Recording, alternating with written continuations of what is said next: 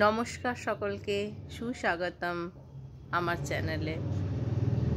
এই যে চললাম পুরো 3 সপ্তাহের জার্নি। পুরো 3 সপ্তাহ আমার দেশের বাড়ি তারকেশ্বর, দেশের শ্বশুর বাড়ি তারকেশ্বর। চললাম, ক্যাপশন দেখে নিশ্চয়ই বুঝতে পেরে গেছেন সকলে যে কোথায়, কি জন্য। 3 সপ্তাহের জন্য চললাম দেশের বাড়ি। সেখানে থেকে মেয়ের চুলের মানসিক ছিল তারকেশ্বরে, সেখানে দিয়ে আমরা বাড়ি ফিরব।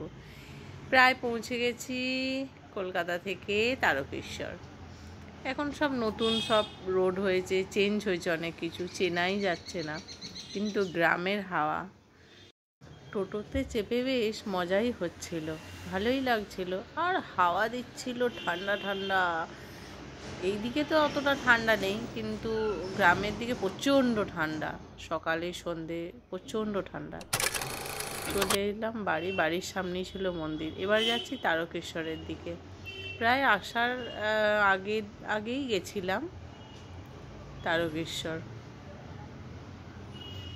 সাথে ছিল আমার এক যা, তাকে নিয়েই গেছিলাম, বড় দিদি ভাই। চললাম তারকেশ্বর।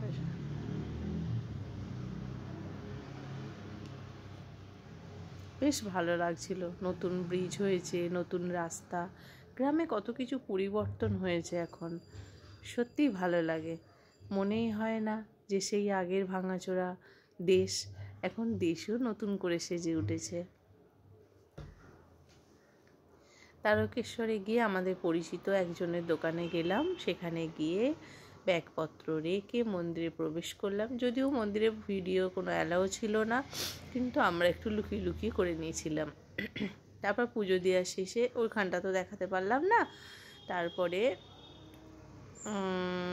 যে চুল দেওয়া হচ্ছে আমার সোনার, ওখানে তো দিদি খুব কান্নাকাটি করছিল, কিন্তু সেটা ভিডিও করা হয়নি। চুলটা দেওয়া হয়ে গেল। এটা হচ্ছে দুধ পুকুর বলে, বাবার দুধ পুকুর। এত সুন্দর, এত সুন্দর, এত বড় এলাকা নিয়ে হয়েছে না, এত ভালো লাগছিল গিয়ে, মনটা এত শান্তি পেল। বড় ইচ্ছা ছিল যাওয়ার। সব কিছু মিটিয়ে ফিরলাম বাড়ির দিকে। তবে মাঝে খাওয়া দাওয়াও করেছিলাম, সেটা আর দেখানো হয়নি ভিডিওর মধ্যে। খেয়েছিলাম কি, ওই কচুরি আর আলুর তরকারি, 2টো রসগোল্লা খেয়েছিলাম, সেটা আর দেখানো হলো না। চললাম বাড়ি, তারপর আসবো কলকাতা। কলকাতা ফিরে দেখা হচ্ছে আবার তোমাদের সাথে।